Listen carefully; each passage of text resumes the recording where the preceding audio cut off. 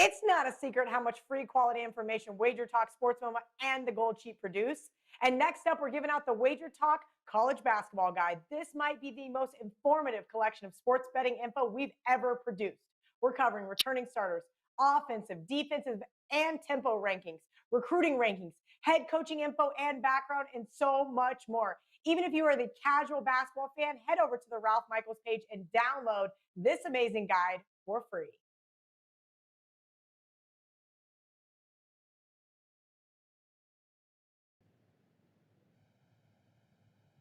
And away we go here on a December the 17th. It is now Thursday. I think they're all running into each other. Welcome in. It's another edition of the College Basketball Tip-Off Show, powered by WagerTalk.com. We are loaded today. Small card, great games.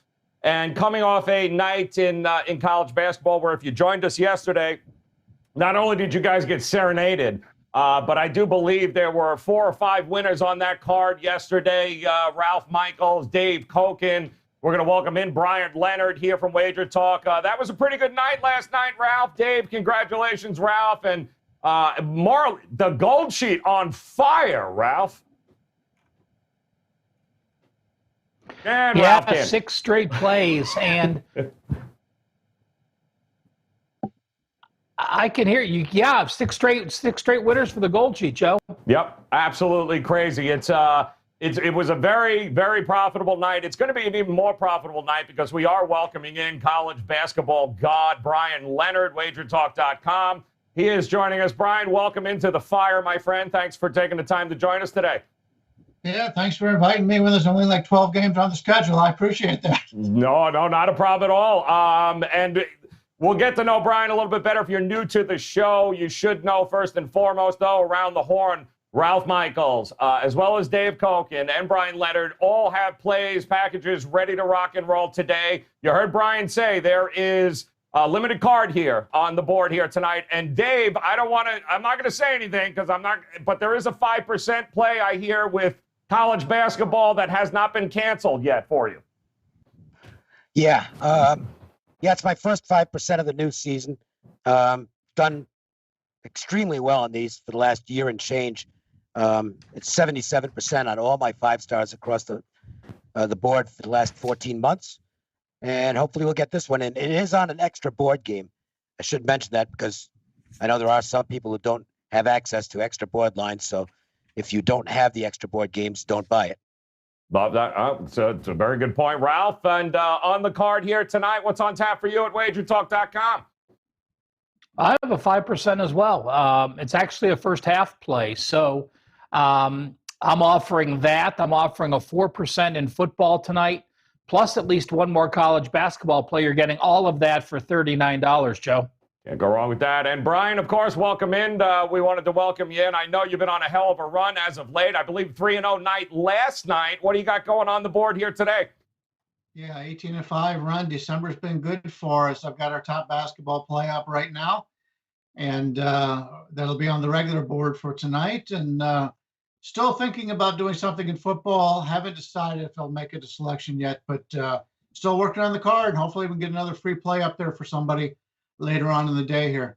All right, well, we got 4 games on tap today. We're going to break down for you here, guys. UC Irvine, Loyola Marymount, we're going to go over. Seton Hall taking on Marquette. We've got the Dons of San Francisco taking on Oregon, and this is going to be a hell of a match here tonight. Kansas taking on Texas Tech. We've got the Gold Sheet play of the day. All sorts of stuff coming your way here, of course, plus our best bets, our favorite bets, maybe even a dog or two here tonight. So limited card, but there is plenty of information to get to. And we'll start with that Kansas-Texas Tech game. It is, I believe, the first game for us in these 4 tonight, 7 o'clock. Ralph, number 14, Texas Tech, the Red Raiders. Defense as usual for Chris Beard. Kansas having a problem scoring a little bit here as of late. Is this one of those first 1 to 60 wins here tonight, in your opinion? Yeah, I don't know how much trouble Kansas is having scoring. I mean, they put up 95 against Nebraska Omaha. You look at the 73 against Creighton, and that's not a number we're used to seeing with the Blue Jays. But I just think this Kansas defense is so good that it's really starting to slow the pace a little bit. I mean, this is such a monster game. When you look on the defensive side, you have Ken Palm number 1 against Ken Palm number 6. And to me, this is the first time. I think the Big 12's been around 20 years. This is the first time we've seen a pre-Christmas game in this matchup. I found it interesting when I read the Lubbock paper today. They talked about Bill Self and Chris Beard. How many conference coaches share information about teams? These guys actually call each other after games and talk about how well they did or things that they found or things that might work out. So 2 good friends. I think it's going to be a defensive battle. The number seems low to me as a total as far as Kansas involved, but me, there's only one way I'm going to look in this battle, and I actually lean under in the first half more.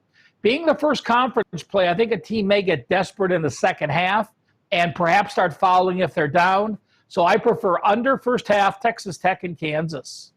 Ooh. Dave, we've got no worries about defense, I think, from Texas Tech, although they, too, are going to have to figure out a way to get the ball in the basket here tonight. What do you think of the number and where they're at? Well, I thought 3 was about the right number. As far as reading some other stuff into the game, Kansas is more battle-tested so far. They faced a tougher schedule than Texas Tech has. But I also think Texas Tech is really pointing to this game. I mean, they got beat by Kansas twice last year. I think they've had this one circled. And if I had to play this game, I do think it's going to be a tight battle. But I think you might see Texas Tech just squeeze out a cover when all is said and done. Got to make the foul shots, which is not always a given with Texas Tech. And Kansas is better at the stripe. So, by no means is it a runaway, in my opinion, and it had no chance of making my card. But I'll give a lean out to the Red Raiders. Little extra motivation with the double revenge from last year. And, Brian, I'll ask you, the Red Raiders that lost to Houston, they had a hard time getting that offense going here. The number, right, it opened up at like 132, 132 and a half. I've seen it up over 133. What do you anticipate we're going to see tonight between these two? Yeah, I'm with Dave. I think the line's right where it is. About 3 is probably as high as I would go if I'm looking to play Iowa State here. Kansas points per possession defensively. The last 6 games have been better than the average in college basketball. They couldn't keep up with Gonzaga in that first game, and they still scored 90 points and failed to cover and give up 102. But since that time, they've been very good defensively. But you go back and look at some of the teams that they played.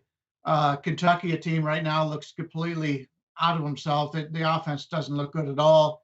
That Creighton game that they were able to win that game 73-72. Creighton plays again today off a big revenge game after losing to Marquette, I believe, last time out. But I think this Kansas defense is a little bit better than what people give them credit for. Texas Tech always gives you the quality defense. Kansas has got a lot of big guys underneath, and that's a concern when you're playing Texas Tech here. We got a team in Kansas that really rebounds well. I know Texas Tech is also very good in offensive rebounding right now, 14th in the nation in that. But they're number 1 when it comes to adjusted efficiency defense. Looks like a low-scoring game to me. The importance of the game also would point me towards the under in this game. I think there's some value with the under. I think we've lost it from the Texas Tech standpoint unless you can lay 2.5 or less. Dave, I wanted to ask you quick, too, because for those that might just be joining us here, from a home court advantage or no advantage this year with what's happening, how are you viewing it with a game like a big battle between like a Kansas and a Texas Tech? I'm not really factoring it in. Right. Other than the fact that the team is more familiar with their home court, so it's still worth something. But you've got some home courts that are normally worth 6 or 7 points, right? And they're just not this season. The atmosphere is different, so it's one of the tricky aspects of handicapping sports in 2020. It's just the way it is. We've got one more game here we'll move on to, guys. This is the next game. This is the 8 o'clock Eastern time game. San Francisco taking on Oregon here, and I'll start with you here, Dave. I don't know if you've had a chance to see the Dons in action yet this year. Oregon, we kind of know what we're going to get there with Dana Altman and crew. This is an interesting matchup here tonight. What have you seen from the Dons that would lead you to believe that they might be able to win this, or haven't you seen anything? No, they're a talented team. I mean, they beat Virginia. That's really the only great win. They did lose to Rhode Island, and they lost a bad game last time out. Losing to California is not a good game for them. Look, it's a big step up in class. I mean, Oregon's clearly a better basketball program, but again, we've mentioned this before. Or the Oregon you see now isn't the Oregon you're going to see later on. This is a team that's going to get better as the season goes along, because that's what Dana Altman teams do. They've been okay so far, not great. I mean, they lost to Missouri, unimpressive in a win over what is right now a bad Washington team on Saturday. I think there's more importance on the San Francisco side, and I think that's something you really need to look at in these non-conference games is who wants it more. And I think in this case, it's probably San Francisco. Doesn't mean they're going to win it, but I think they're definitely going to compete here. And I would be looking at taking the dog in this game if you're going to play it. Interesting enough, Ralph, with these two teams, their last games both let leads slip away. Oregon was able to make it back against Washington. The Dons, not so much, like Dave said here. Both teams capable of scoring. Where do you see these two teams ending up here tonight as far as maybe even a total, which seems to be moving too as we speak? Well, I think the motivation here is clearly San Francisco's favorite. This game wasn't scheduled, but just a few days ago, San Francisco was supposed to play USC, and Oregon wasn't playing a day for another 6 games. And Altman said, I just want to fit another game in. So he squeezed it in. So, that tells me, boom, you have a smaller team, a smaller profile team like San Francisco, now getting to play a Pac-12 team. And Dave's mentioned a few times, those teams and those elite teams and those coaches that are AP top 20, they don't care about a loss. Now they know it means absolutely nothing when they get to March. So for Dana Altman to say, hey, I wanted to fill the gap. I didn't want to go 11 days without a game. Let's schedule someone in, gives me the attitude, well, okay, let's try to work on something. The Washington win isn't good. The Eastern Washington win was good that they had earlier year, and the Seton Hall win was good. But he continues to play around with his guards and changing up his rotation. So, I do have a slight lean to San Francisco. How about it, Brian? You look at these two teams, the Dons here and Oregon, and it's we've seen it time and time again. This Oregon team gets better as the days continue to pass into the season. Where do you have them right now for this game tonight? Yeah, I also agree. I think the value here is on the underdog. I don't think the Pac-12 is nearly as good as what a lot of people think. Oregon, as you pointed out, is the team that as the season goes on, they become a better team.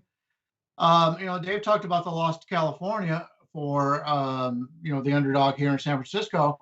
But if you look at the game score, they should have won that game by 6 points. They ended up losing by 2. So a little bit of a distance from how the game was playing out. But, they did play Nevada. The crushed Nevada, it was a road game to win that game by 25 points. That was really impressive.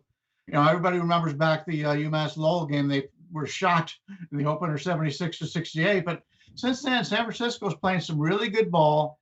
This is a team, they're ranked in the top 33, number 33 in three-point shooting. And anytime you have an underdog and you think they have a chance to win, you better be able to hit from 3. And that's something that San Francisco has done all season long. Oregon's one of these teams. They got a lot of talent. They probably got as much talent in as many other teams, which is why they're at the end of the year. Right now I've got them at like number 22, but it wouldn't surprise me if they make it to the Final Four. But, you're also going to be looking at teams that are going to be playing conference games the rest of the year. And like I said, I don't think the Pac-12 is that good. So we may come out of it where once we get to tournament time, where Oregon's going to look really good for playing the Pac-12, and maybe we can go against them in the future. But right now, I think the number with San Francisco at this number is the only way I could look in this game. Yeah, I'm looking here, guys. We're looking at a total of 148 opened up, and that's obviously been bet down here. 143, 143 and a half across the board. Seems to keep in steady between that 7 and 7.5 at this particular point. I'm sorry, right around 7, 7.5. Ralph, are you shocked with that big a swing on the total at this point? No, I'm not. Oregon is still a very slow-paced team. I mean, Oregon's in the 200s, and you look at Dana Altman. Last year, he was in the 300s. So that tells you I am still looking for a team that's going to slow it down even more. You look at what a team finished last year. You look at what Altman does in his history moving back. He's traditionally in the 300s from the defensive standpoint. Last year, he was in the 300s overall, including number 341 on D. So that means teams slow the pace. That means when they're playing defense against Oregon, they're using most of the shot clock. So, and no, anytime you have a Dana Altman team, I think the numbers that we see now, if you're looking at Ken Palm as far as tempo goes, I think those numbers continue to slide down even further as they become a slower paced team into conference play. All right, guys, 2 more games on the card here for us tonight that we're going to go over. We'll hit Cal, Irvine, Loyola in just a second, but do want to remind you, if you guys head over to WagerTalk.com right now, it is drum roll, please. We're still working on the drum roll graphics, but Mr. Dave Kokin tonight, his 5% college basketball play. Dave, it is up. It is ready to rock and roll, and it can be yours if you head over to WagerTalk.com. They don't come often, Dave, with you. They certainly don't, those 5%ers. No, I'm very low volume on these, but when they do show up, they've done well. So let's see if we can get another one in the win column tonight. And Ralph also, his plays up. Brian Leonard's got his package up, coming off a 3-0 night last night. So, and we've got your Gold Sheets play of the night coming up here in just a minute. 6-0 on this show with those plays there. So we'll lay that out for you. Brian Leonard, I'll start with you. Cal, Irvine, Loyola, Marymount. I don't think the Anteaters have played since, December 8th?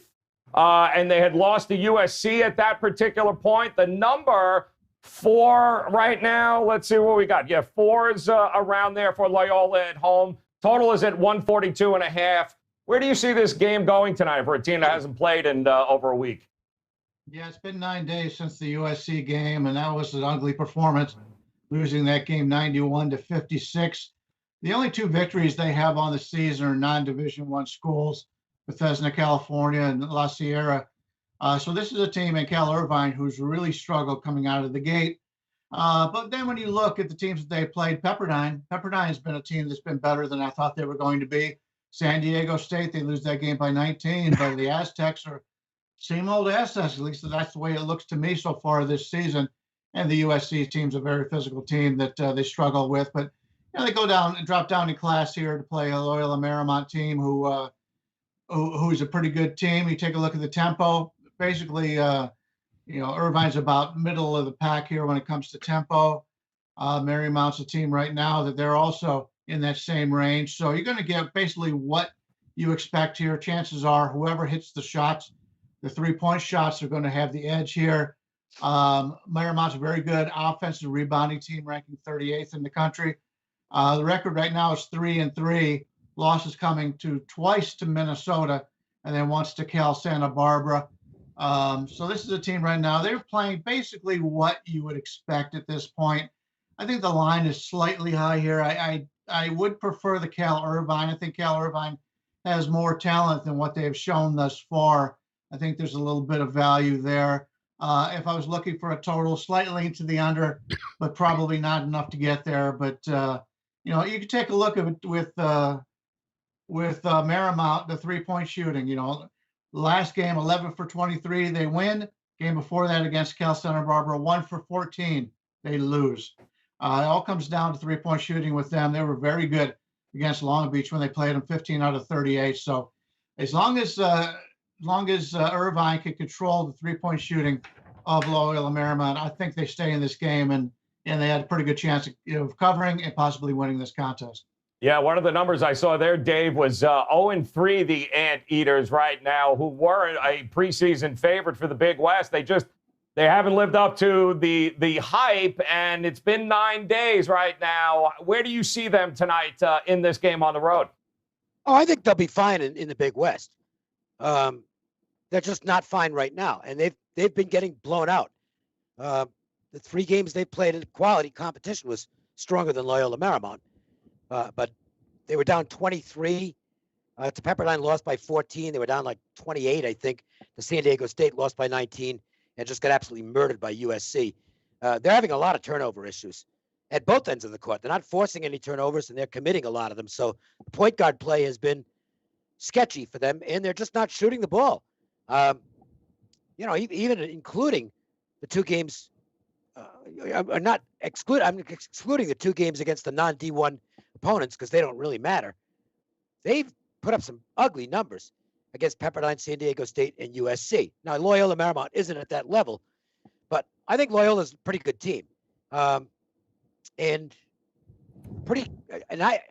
them pretty close to UC Irvine going into this season. I know we've talked a couple of times about the Lions. Last year, to me, was a throwaway. Mike Dunlap was a lame duck coach, basically, from the word go last season, and that, to me, is always a big negative for a team. When everybody knows the coach is going to get canned, you just see a lot of bad performances. And you bring in the new guy, and there's enthusiasm, optimism. We're seeing this with a few programs. The Wyoming team that's playing tonight, they were in the same situation last year with Alan Edwards. Everybody knew he was not going to be coming back for another season. They just mailed it in game after game. Well, you're seeing with a new coach, Wyoming's an entirely different team this season. I think Loyola is as well. And I think there's some decent talent on this team. Look, they certainly have to do a job on the best player on the court here is Colin Welp for Irvine. They've got to control him and not let him go nuts on the inside. But if they can do that, I think Loyola's got a really good chance to win this game. I don't think it's a smash out, but I think Loyola can cover the spread. And I did use Loyola as a play tonight, and it's also my free play, both on the website, wherever else I post the free plays. I did a video on it, and here on the show. I like Loyola in this game. I think they can win the game by 7 or 8 points, and that's enough to cash a ticket. I love it. Ralph, both teams averaging right around that 74, a little more than 74 points a game, also giving up more than 72 a game. Total right around that 142, 142 and a half. How do you see this playing out between these two teams? Well, it's got to be one of our strongest opinions on the show, Joe. Dave just told you he used it and used it as a free play as well. Mm-hmm. It is on my card. Oh. I am on Loyola Marymount. Let's talk about Irvine. You've won 52 games in 2 years. Yes, you're impressive. Yes, you have a reputation. You only return one starter in Colin Welp, who is a very good player. He's an all-conference player. But let's talk about the 4 starters you lost. Losing 4 starters is one thing. Losing 4 starters that started 2 straight years is another thing. Losing 4 starters that had 10 seasons of starts between them, that's a 2.5 average starter. You lose that, that's a whole nother story. That's why they're struggling. You want to talk about young? Of the 15 players on the roster, 13 are underclassmen. Only Navy has more underclassmen in all of college basketball. They did not go the JUCO route. They did not go the transfer route. They have young kids. This is a rebuilding year.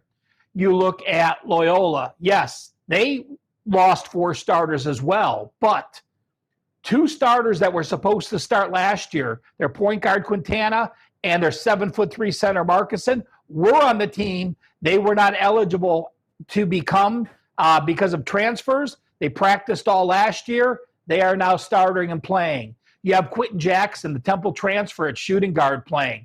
This team is playing all cylinders. Again, I am on Loyola, and they are one of my plays to my all-access customers. Wow, not one. 2 guys right now telling you, including a third certainly shading that way. Loving Loyola here tonight on the card. Certainly something you guys got to take a look at. And you might as well head over to WagerTalk.com, too. You got the write-ups there. You've got all sorts of great information that's there at WagerTalk, including the full card tonight for all 3 guys. And, Bri, I'll ask you just tonight on the card, How many plays you're leading here, and what are you anticipating for the weekend when somebody heads over to WagerTalk.com on your page? No, I appreciate that. Yeah, the one play going today, it looks like all I'll probably have today. Might put out an opinion in the football game. I know we've got a special right now where we're selling our bowl package. Mm-hmm. I just want to let people know, don't buy it from me. I've never done well in the bowls, and you can never pick the Super Bowl winner. Those are things you want to go to somebody else and not me. And these two gentlemen here have done very well in that regard. So if you're looking for the bowl package, unless you're going to fade me, which might be the right way to do it, I would look somewhere else. But basketball, we've been really hot. We've been doing very well. December, as I mentioned, been a great month. 18-5 run. Been very selective. Had 3 plays yesterday. I think that's the most plays I've had this season in college basketball, and it worked out well. So now that we're into conference action, we should be able to get more plays up there, more teams that are equally in the same general area. You don't have the 40-point blowouts and things like that when you get to conference action, unless, of course, you're Gonzaga, and that happens in every game. So good weekend. Looking forward to it, and just keep track each and every day and see if you can get us continue with this winning December. Love that. By the way, my neighbor down, if you can put up the 4 shot, I'm going to point to the floor. I'm going to step on the floor because and I'll just mention it. When it comes to bowl games, the number one guy at Wager Talk year after year is the guy that's below me right now. So that bowl package, Ralph, has been pretty profitable. I'm just saying the two neighbors below Brian and I, definitely where you want to go with that for 149. Never miss a play for the rest throughout the national championship right up through it. Let's take a look at the Big East here, guys, on this final game on the show here tonight. We're going to look at Seton Hall taking on Marquette. This is both 2 contenders here. Dave, I'll start with you. Seton Hall and Marquette. Marquette coming off of that win on the road against Creighton. Seton Hall kind of been up and down. They seem to be finding their stride here. Yep. Where are you at in this game here tonight? Well, Seton Hall is going to get better. And part of the reason for that is, they're going to get Bryce Aiken back at some point. And he's a terrific player, a transfer who's going to have an immediate impact. I like this team. I think that there was a period of adjustment where they had to find somebody who's a go-to guy because they lose Powell from last year, and he was at times the entire team. And part of the problem for Seton Hall last year was that they would stand around. It almost looked like they were standing around and waiting to see what Powell was going to do. But I do like this team, and I think I think you're already starting to see some improvement out of them. Not real good early on in losses to Rhode Island and Oregon, but those were good learning experiences for the team. They've done better since then. Overtime win on the road against Penn State, and a decent enough win against St. John's, which was a team that's capable of hanging in, if not beating you. At Marquette tonight, that's not going to be easy by any means, but Marquette is still a team that I look at and see. I'm just not sure how to grade them. I think when they're shooting it well, they're capable of hanging with anybody. But anytime they run into a bad shooting night, that's when the other elements of the team aren't good enough for them to pull out wins. And so you've seen their 2 losses this year where they struggled to put the ball in the basket, and they just couldn't figure out ways at the other end of the court to get the victory. And I think they might be up against a team that's going to be difficult for them tonight. This, to me, looks like a really good game. If you're asking, I know Texas Tech is the headline game tonight, but I think the game I want to watch the most might well be this one. I like watching Big East basketball anyway, and I think you're going to see some intensity out of Seton Hall.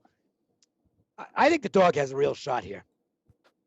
Ralph, I'll add, Dave brought it up there. Miles Powell, kind of hard to replace that kind of production on a team. They're trying to figure it out, but, on the other side, you're not replacing Marcus Howard anytime soon either, so they're still trying to figure it out as well. Where do you have these 2 teams at this point in the season, Ralph? All right, Joe, I'm gonna just say this. We're gonna go to the 6'11" player from Seton Hall, Sandro. Go ahead, take over, Joe. Yeah, I'll buy a Mamu vowel. Dave Kavasheli? Tolkien, can I buy an E, please? Because it's got 19 letters in it. You've got, I think it's Mamu Kavasheli. This guy is as good as player in the conference. 6'11". He is going to have his way against Marquette. Marquette's two big men, 6'7", 6'11", both freshmen. So he will school them on the inside. And the guard outside. play. Yeah. I mean, that's the thing about him is he just shoots. He is just. I mean, he's. I go back to the Cavs day of Brian and I when we were still in Cleveland with Zdrunas Ilgauskas, right? The 7'3" guy shooting 3-pointers, but he's a European player and just grew up shooting threes, and he keeps shooting them. But when I went back and watched some film on Marquette, I just want to mention, DJ Carlton. He was an Ohio State transfer, started like 7 or 8 games as a freshman, took a leave of absence for some mental health issues, sat out the year, and he's back.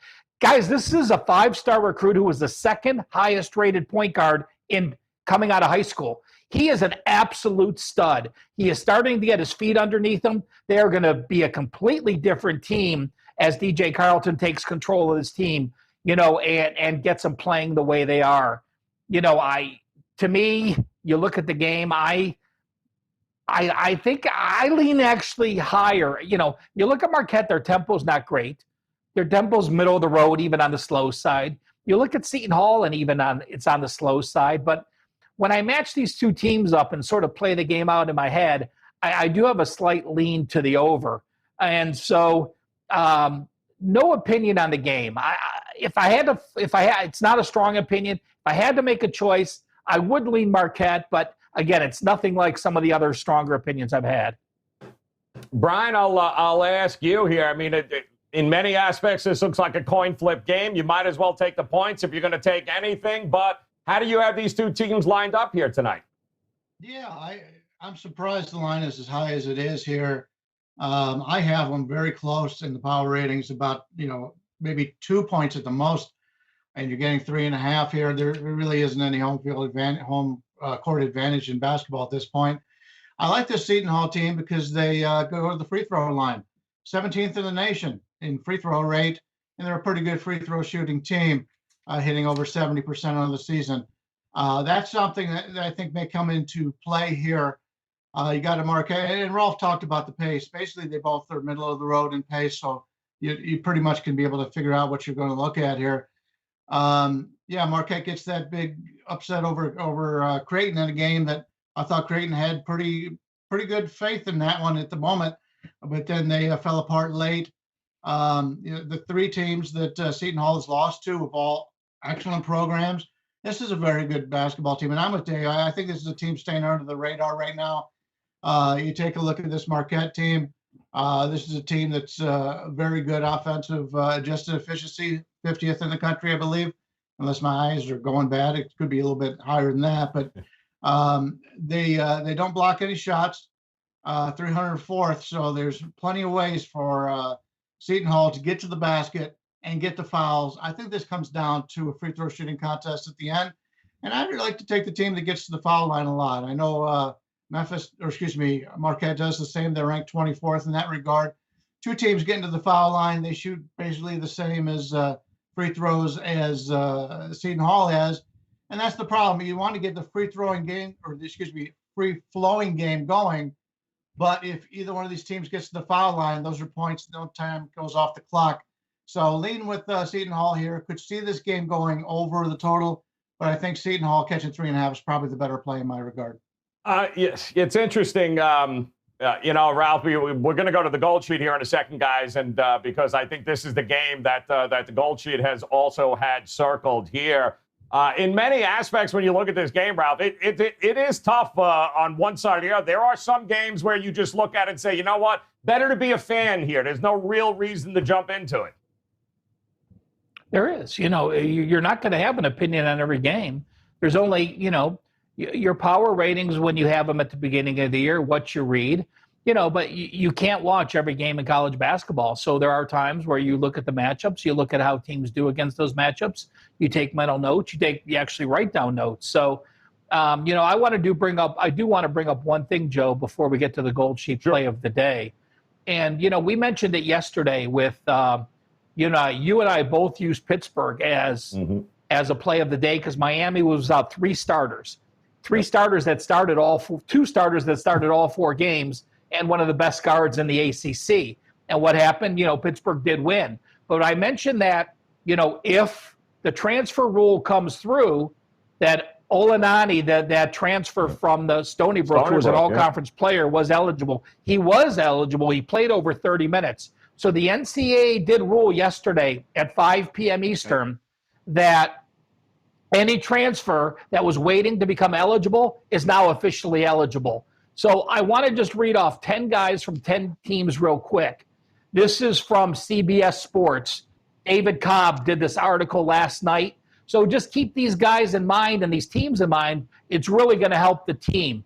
Olenani from Miami of Florida, Weaver for Dayton, Trey Wirtz for Notre Dame, Sabande from Pittsburgh, Bo Hodges for Butler, DeAndre Williams from Memphis, Ben Stanley from Xavier, Ani from SMU, O'Connell from Creighton, going to make them even tougher, and Jared Hyatt to California. So all of those 10 players were very strong contributors, likely to jump in immediately and perhaps even start making those 10 teams I mentioned stronger moving forward. All great information, guys. Of course, you can get it all at WagerTalk.com, and we appreciate you guys stopping by each and every day, hanging out with us here as we do our best to keep you updated on all the latest in college basketball, help you guys find that edge so you're making smart sports investing decisions, certainly when it comes to college basketball. One of the smart investing decisions has been over the last week, Ralph, looking at the Gold Sheet. And we do have an opportunity right now for you guys to hop on a Gold Sheet package. In fact, you guys can go ahead and get the Gold Sheet, college basketball sheet. Now, that's it's $5 an issue for 3 weeks. Is that correct, Ralph? It's $5 per week. So if you sign up for the college basketball Gold Sheet, you use code BK2020, you'll get this week for $5. So what happens is they don't write up the week anymore. They want to be more detailed. There's so many cancellations with COVID issues. So every night they're writing the plays for the next day. So, on a short card today, there was 2 games that they have written up. On a stronger card, there's 6 to 8 games. So you sign up for the Gold Sheet, you're going to get the entire week of plays and discounted down to $5 as a file for you to check it out. So I'm only picking out 1 play each day. Again, there's write-ups from this on those busy days up to 6 to 8 games. Look at the graphics on this damn thing. Let's get that play up there real quick because it is also Seton Hall Marquette, Ralph, that the Gold Sheet had pulled. Look at this graphics team we got going on here. My goodness, Dave. Look at that. They're popping off the screen there. It's impressive. And we got logos, Ralph. That's for sure. Well, see, Joe, when we give you some help, see, miracles do have curves. So let's get, on Wager Talk today, Joe, we give you a shout out from being behind the counter. So let's give a shout out to James and Chris on occasion and Will. Yep. So, Yep. we just continue to make the Wager team stronger by bringing people in to help us show these products and having great products. But the Gold Sheet play of the day, again, 5 straight winners going for 6 of the day. Their play is over Seton Hall and Marquette. And as I do every day, I do post the play on my Twitter at CalSportsLV right after the show. So you don't have to try to read it from the graphics. You can read their actual write-up, see if you agree. It also gives you the last 3 games each team has played with the lines and the scores. It gives you the previous matchups from 2 seasons. And then it gives you their straight-up ATS and over-under records, both home and away, and points for and points against. So it's a little mini handicap as well as the reasonings and the write-ups for the game. Love it. That's what it is. All about information. It's about being a profitable sports investor, guys, which is why we are going to go around the horn here for our best bets here tonight, maybe a dog or 2 in there. And Brian Leonard, once again, want to invite you guys to head over to WagerTalk.com. Check out Brian. We want to thank you very much for stopping by. This is just the first appearance. If he doesn't curse us and flip us off as soon as it's over, he may very well be back. But, Brian, talk to us about a game tonight that you got on the card that you circled. Yeah, there's a few games here, and every time I take a look at it, the lines are moving. So they're all in agreement with me. I kept trying to go back and forth on this. I think Bradley crushes Jackson State tonight. Bradley's one of those teams that plays very good defense, especially around the basket. Second in the country right now in defending the twos. Both teams play, Bradley plays a slow tempo. Jackson State wants to play a little bit faster, which is one of the reasons why this game, the line is going up. When you find teams that want to run a little bit against a defensive team, that makes the defensive team get a lot of easy baskets.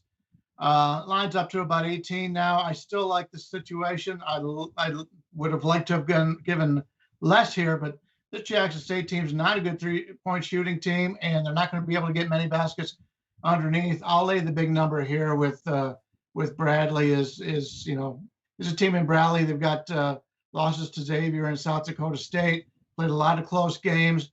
Beat Toledo. Toledo's one of those teams that's capable of being very strong this year. So Bradley's a team right now that I've got ranked higher than what a lot of people do. So I'll lay the points here with Bradley as my free play for tonight. Great stuff. And Dave COKIN, we told you 5% play college hoops today. You may want to grab it right now, guys, heading over to WagerTalk.com. He also gave you Loyola as a free play. Likes that game. Dave, is there anything else you want to throw out at us, or you just want to shoo me away? I just mentioned that Loyola line is down to 4 now. I wouldn't be too concerned about that because UC Irvine continues to take money for some reason. Every game they played, the game against USC, I think the line dropped about 1.5 points during the day, and they got beat by like 9,000. So there's still some Irvine believers out there. I'm not one of them right now. That might change later on. I think Loyola gets them tonight by enough to cover this number. I love it. All right, Ralph, a lot of great information thus far. Take it home for us, my friend. What do you got circled on the card tonight? Brian, what if Deion Sanders lines up for, Jackson State tonight? He steals the Georgia recruit. He gets his son to come play for him. All of a sudden, Jackson State football's in the news. Who would have thunk that? So now you're bringing in their basketball team as well. So hell, the Jackson State getting a lot of love.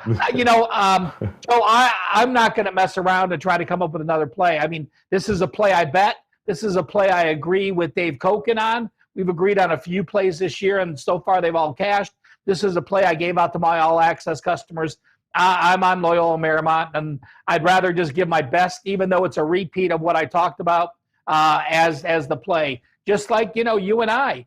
We talked about playing in the line move with, Pittsburgh last night. We were both on that, and it cashed as well. So I'm going to stick with Loyola. And the one game that I continue to look at, I don't understand how I can't bet St. John's. And I know, Dave, you like the Big East here. I think Creighton is kind of itching to get back on track here after a couple of losses. 2 losses, guys, by less than, I think, a total of 6 points in each of those combined in those games there. You got a pressing St. John's team who is going to try and press this Creighton offense. I just don't trust the offense of St. John's to score enough baskets compared to what Creighton is going to put up here. I think this is an easy double-digit victory. Number is right around 7.5 right now. Dave, I can't trust St. John's. I think Creighton's ready to rock and roll in this game.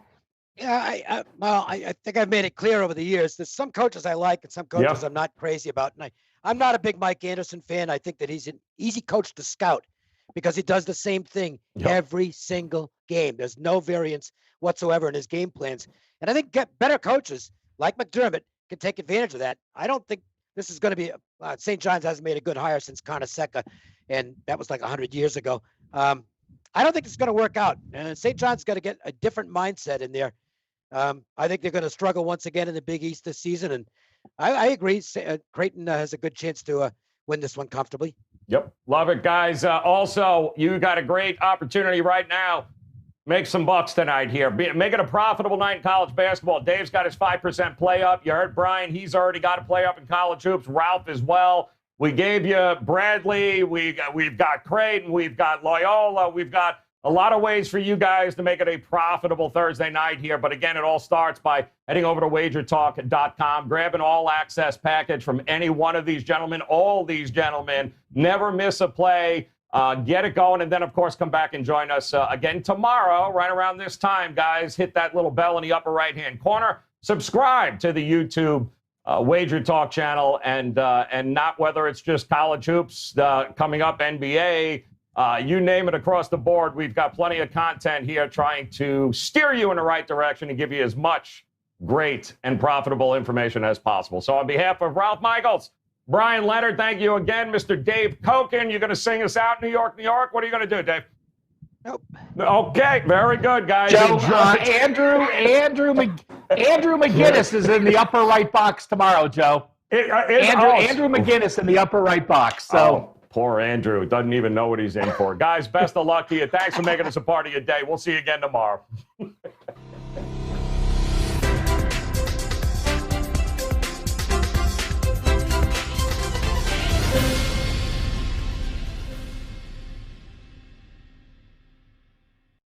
It's not a secret how much free quality information Wager Talk, SportsMoma, and the Gold Sheet produce. And next up, we're giving out the Wager Talk College Basketball Guide. This might be the most informative collection of sports betting info we've ever produced. We're covering returning starters, offensive, defensive, and tempo rankings, recruiting rankings, head coaching info and background, and so much more. Even if you are the casual basketball fan, head over to the Ralph Michaels page and download this amazing guide for free.